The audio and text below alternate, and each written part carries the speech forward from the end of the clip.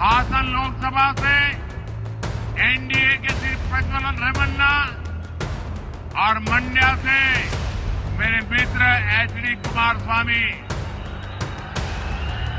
आने वाली 26 अप्रैल को इनके लिए आपका हर वोट मोदी को मजबूती देगा, देश का भविष्य तय करेगा। कर्नाटक की राजनीति में सियासी तूफान आया है। जेडीएस के सांसद प्रज्वल रेवन्ना पर यौन शोषण के आरोप लगे हैं। हालांकि बीजेपी के एक नेता ने दिसंबर 2023 को पार्टी के प्रदेश अध्यक्ष को पत्र लिखकर आगाह किया था, लेकिन प्रज्वल रेवन्ना समेत एचडी देवगौड़ा के परिवार पर कई नेताओं ने पहले भी गंभीर आरोप लगाए हैं। कर्नाटक की राजनीति में यह बवाल कोई नया नहीं है। एचडी देवगौड़ा फैमिली अब लगातार विवादों में है। यह बीजेपी नेता ने दावा किया है। उन्होंने कहा है कि दिसंबर 2023 को पार्टी अध्यक्ष को एक पत्र लिखकर उन्होंने बताया था कि एक पेन ड्राइव मिली है जिसमें सरकारी अधिकारियों समेत महिलाओं के यौन शोषण के करीब 3000 वीडियो मौजूद हैं। उन्होंने आरोप लगाया कि जनता दल के सांसद प्रज्वल रेवन्ना ने इन वीडियो फुटेज के जरिए महिलाओं को ब्लैकमेल किया था और ऐसी गतिविधियों में लगातार शामिल होने के लिए मजबूर किया था। तो ऐसी क्या मजबूरी आ गई थी कि प्रधानमंत्री को भरे मंच पर प्रज्वल रेवन्ना के लिए वोट मांगना पड़ा? ये जवाब तो देना ही होगा। प्रज्वल रेवन्ना के वीडियो आने के बाद कांग्रेस लगातार भाजपा और जेडीएस पर हमलावर है। इस पूरे मामले में प्रियंका गांधी का एक बयान सामने आया है।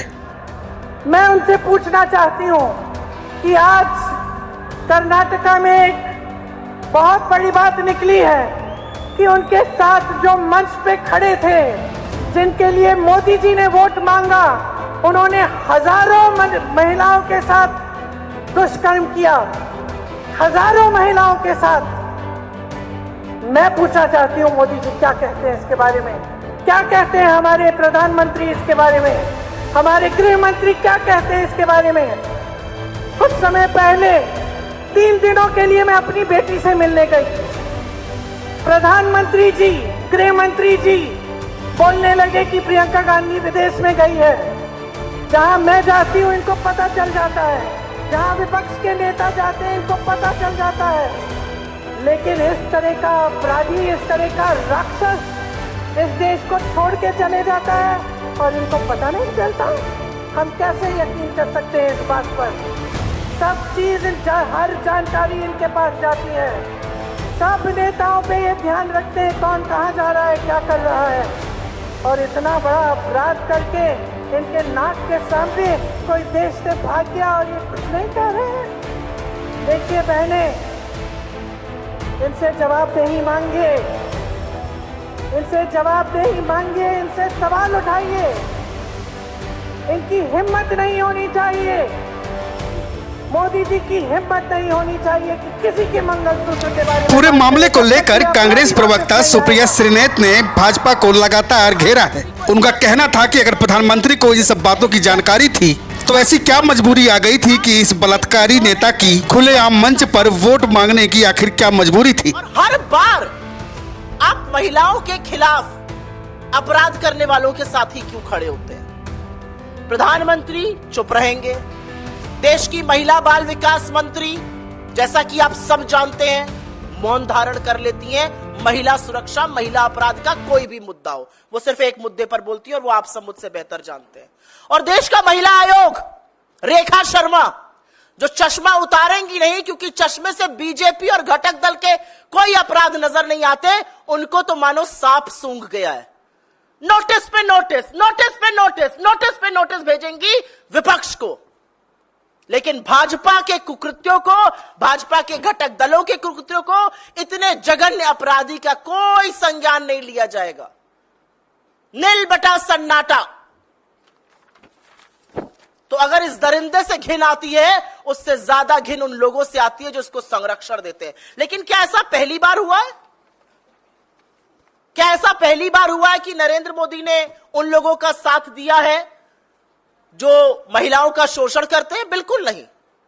कुलदीप सिंह सेंगर की गिरफ्तारी तब हुई थी, जो दोषी पाए गए थे हत्या और बलात्कार के, गिरफ्तारी तब हुई थी जब इलाहाबाद हाई कोर्ट को बोलना पड़ा था, चिन्मयानंद पर कोर्ट को बोलना पड़ा था, सोनभद्र के विधायक रामदुलार गोंड जो पॉक्सो में नाबालिग के रेप के दोषी पाए गए, उनको टिकट तब दिया था जब उनके ऊपर पॉक्सो का मुकदमा चल रहा था।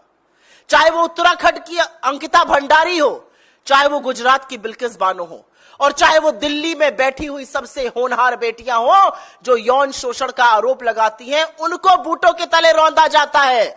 लेकिन आरोपी को मोदी जी गोदी में बिठाकर संरक्षण देते हैं, आज तक उसका टिकट नहीं काट पाए हैं। और मैं बृजभूषण शरण सिंह की बात कर रही हूं। हर बार आधी आबादी के खिलाफ जघन्य कुकृत्य करने वालों के साथ नरेंद्र मोदी क्यों खड़े होते हैं? हर बार वो चुप क्यों रहते हैं? हर बार स्मृति ईरानी और महिला आयोग को सांप क्यों सूंघ जाता है? और मैं आपके माध्यम से आपके सीनियर मूर्धन्य पत्रकारों से भी सवाल पूछती हूं, क्यों है इतना सन्नाटा? कितने शो हो रहे हैं इस पर?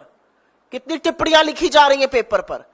कितने एडिटोरियल्स लिखे जाएंगे? आज ये सवाल पूछा जाएगा, क्योंकि सभ्य समाज में, राजनीतिक जीवन में, सार्वजनिक जीवन में ऐसे लोगों की कोई जगह नहीं है।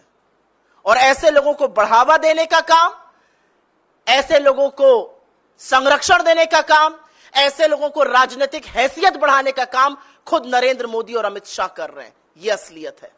ನಮ್ಮ ರಾಷ್ಟ್ರೀಯ ಅಧ್ಯಕ್ಷರಾದಂತಹ ಬಿ ಶ್ರೀನಿವಾಸ್ ಅವರಿಗೆ ಕೂಡ ಸ್ವಾಗತವನ್ನು ಬಯಸ್ತಾ ಇದ್ದೀನಿ. ಅದೇ ರೀತಿ ನಮ್ಮ ಬಯಸ್ತಾ ಇದ್ದೀನಿ.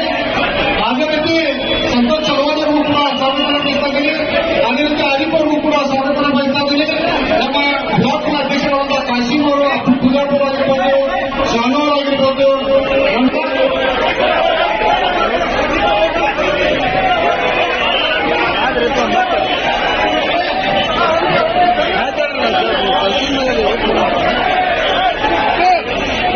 ಎಲ್ಲರೂ ಬನ್ನಿ, ದಯವಿಟ್ಟು ಎಲ್ಲರೂ ಬನ್ನಿ.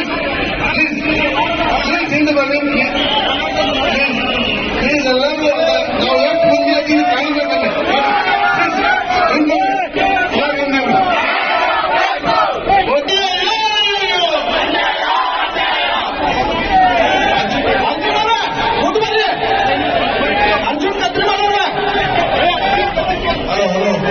ಇವಾಗ ಯಾರು ನಮ್ಮೆಲ್ಲರ ಅಪೇಕ್ಷಿತ ಎಲ್ಲರೂ ಒಂದು ನಿಮಿಷ ನೋಡಿ, ಹಿಂದೆ ಬರೀ ಕಾಯ್ತೀರ ಗೊತ್ತು, ನಿಮಗೆ ಸುಟ್ಟು ಬಿಸಿಲಿದೆ ಅಂತ ಗೊತ್ತು. हासन लोकसभा से एनडीए के श्री प्रज्वल रेवन्ना और मंड्या से मेरे मित्र एचडी कुमारस्वामी आने वाली 26